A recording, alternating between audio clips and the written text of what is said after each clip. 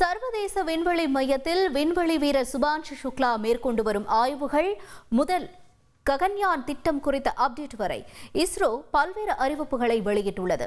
இஸ்ரோ வெளியிட்ட அறிவிப்பு குறித்து செய்தியாளர் தாயுமானவன் வழங்கும் தகவல்களை கேட்கலாம். ஆக்சியம் 4 திட்டத்தின் மூலமாக கடந்த 26ஆம் தேதி சர்வதேச விண்வெளி மையத்திற்குள் நுழைந்த முதல் இந்தியர் என்ற பெருமையை பெற்றிருந்தார் இந்திய விண்வெளி வீரர் சுபான்ஷு சுக்லா. கடந்த 6 நாட்களாக விண்வெளியில தங்கியிருந்தபடி பல்வேறு பணிகள்ல சுபான்ஷு சுக்லா ஈடுபட்டு வருகிறார். அவர் என்னென்ன மாதிரியான பணிகள்ல ஈடுபட்டு வருகிறார், விண்வெளி பயணம் எப்படியாக இருக்கிறது என்பது தொடர்பான விவரங்கள் அனைத்தும் தற்போது இஸ்ரோவின் தரப்புல வெளியிடப்பட்டிருக்கிறது. இது மட்டும் இல்லாம சுபான்ஷு சுக்லாவுடைய அந்த விண்வெளி பயணத்திற்கு பிறகாக இஸ்ரோவுடைய கனவு திட்டமாக இருக்கக்கூடிய ககன்யான் திட்டத்தை எப்போது முன்னெடுக்க போகிறது என்பது தொடர்பான விவரங்களையும் இஸ்ரோ தற்போது வெளியிட்டிருக்கிறது. குறிப்பா இந்த 2 விவரங்கள் என்பது இந்தியாவிற்கு ஒரு முக்கியத்துவம் வாய்ந்ததாக பார்க்கப்படுகிறது. சுபான்ஷு சுக்லாவை பொறுத்தமட்டில் கடந்த 6 நாட்களாக சர்வதேச விண்வெளி மையத்தில் பல்வேறு விதமான பணிகள்ல ஈடுபட்டு வருகிறார். முதல் நாளான 26ஆம் தேதி சர்வதேச விண்வெளி மையத்துடைய பணிகள் எவ்வாறாக இருக்கிறது, வீரர்கள் என்னென்ன மாதிரியான பணிகளில் ஈடுபட்டு வருகிறார்கள் என்பது தொடர்பான தகவல்களை எல்லாம் கேட்டறிந்து தானும் அந்த குழுவில் ஒருவராக அவர் இணைத்துக் கொண்டார். அதன் பிறகாக அடுத்த 2 தினங்கள்ல தன்னுடைய முதல் பணியாக பார்க்கப்பட்டது விண்வெளியில விவசாயம் செய்வது. அதற்கான பணிகளை சுக்லா முன்னெடுத்திருந்தார். குறிப்பாக இந்தியாவிலிருந்து இதற்காக பல்வேறு தாவரங்களை அவர் விதைகளை எடுத்து சென்று விண்வெளியில முளைக்க திட்டமிட்டிருந்த நிலையில் அதற்கான முன்னெடுப்பை அவர் மேற்கொண்டிருந்தார். அந்த வகையில பார்த்தோம் என்றால் இந்தியாவிலிருந்து எடுத்து செல்லப்பட்ட வெந்தய விதைகள் தற்போது விண்வெளியில துளிர்விட்டிருப்பதாக தகவல்கள் என்பது இஸ்ரோ தரப்புல வெளியிடப்பட்டிருக்கிறது. குறிப்பா வெந்தய விதைகள் மற்றும் கீரை வகைகள்ல ஸ்டெம் என்று சொல்லக்கூடிய அந்த தண்டுவடம் வளர்ச்சி என்பது அதிகரித்திருப்பதாக தகவல்கள் என்பது வெளியிடப்பட்டிருக்கிறது.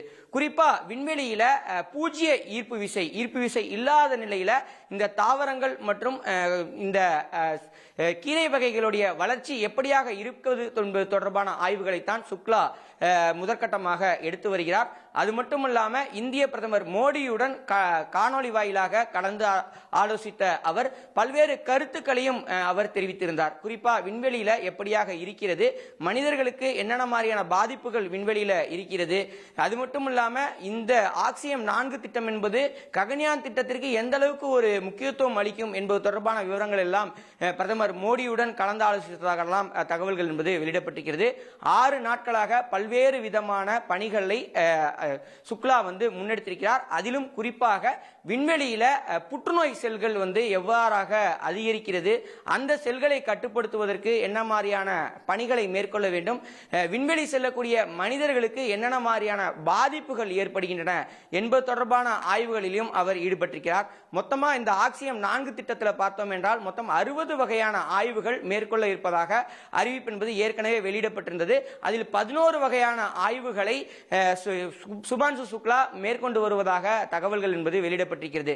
மொத்தம் 14 நாட்கள் தங்கியிருக்க வேண்டிய ஒரு சூழல்ல தற்போது வரை 6 நாட்கள்ல பல்வேறு பணிகளை சுக்லா தொடங்கியிருப்பதா சொல்லப்படுகிறது.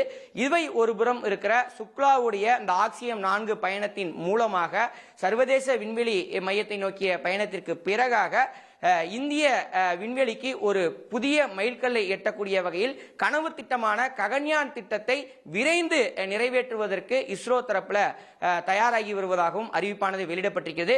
குறிப்பா இந்த ஆண்டு இறுதிக்குள்ளாக ஆளில்லாத விண்கலத்தை விண்வெளிக்கு அனுப்புவதற்கு இஸ்ரோ திட்டமிட்டிருக்கிறது. இந்த ஆளில்லாத விண்கலத்தில் பார்த்தோம் என்றால் ஈக்களை வைத்து விண்வெளிக்கு அனுப்புவதற்கு இஸ்ரோ திட்டமிட்டிருக்கிறது. காரணம் என்னவென்றால் ஈக்களுடைய டிஎன்ஏ மனிதர்களோடு ஒப்பிடுகையில் 75% வரைக்கும் மேட்ச் ஆகக்கூடிய சூழல்ல ஈக்கள் விண்வெளிக்கு சென்று அங்கு ஈக்களுக்கு ஏதேனும் பாதிப்புகள் ஏற்படுகிறதா, இந்தியா தரப்புல தயாரிக்கக்கூடிய அந்த விண்கலன் எவ்வாறாக இருக்கிறது, அழுத்தம் மற்றும் அதிகபட்சமான வெப்பநிலையை தாங்கக்கூடிய வகையில் அந்த விண்கலன் இருக்கிறதா என்பது தொடர்பான சோதனைகள் எல்லாம் மேற்கொள்ளக்கூடிய வகையில் ஈக்களை வைத்து விண்வெளிக்கு அனுப்புவதற்கு, ஆள் இல்லாத விண்கலத்தை அனுப்புவதற்கு இஸ்ரோ தயாராகி வருகிறது. இந்த முயற்சி இந்த ஆண்டு இறுதிக்குள்ளாக நிறைவேற்றப்படும் என இஸ்ரோ தரப்புல தெரிவிக்கப்பட்டிருக்கிறது.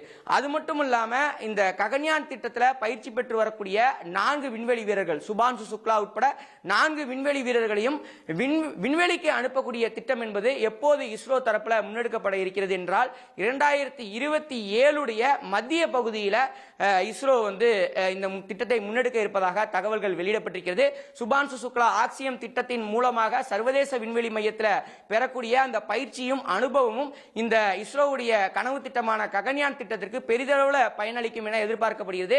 எனவே இவர் பூமி திரும்பிய பிறகாக அந்த ஆக்சியம் திட்டத்தில் என்னென்ன மாதிரியான ஆய்வுகள் எல்லாம் அவர் மேற்கொண்டாரோ அந்த ஆய்வுகள் தொடர்பான ஆய்வறிக்கையை இங்கே இஸ்ரோவுக்கு சமர்ப்பித்து அதன் பிறகாக மற்ற வீரர்களுக்கு அது தொடர்பான பயிற்சிகளும் வழங்கப்பட்டு 2027 ககன்யான் திட்டத்தை வெற்றிகரமாக விண்ணில் செலுத்துவதற்கு இஸ்ரோ திட்டமிட்டிருக்கிறது. இந்தியாவுடைய பெருங்கனவாக இருக்கக்கூடிய விண்வெளிக்கு மனிதர்கள் அனுப்பக்கூடிய அந்த ககன்யான் திட்டம் என்பது 2027 மத்திய பகுதியில் முன்னெடுக்க இருப்பதாக தகவல்கள் வெளியிடப்பட்டிருக்கிறது. ட்ரெண்ட ஃப்ரெண்ட் ஆக்கிக்கோங்க. தந்தி டிவியின் சப்ஸ்கிரைபர்ஸ் அண்ட் ஃபாலோவர்ஸ் குடும்பத்துல நீங்களும் இணையுங்க.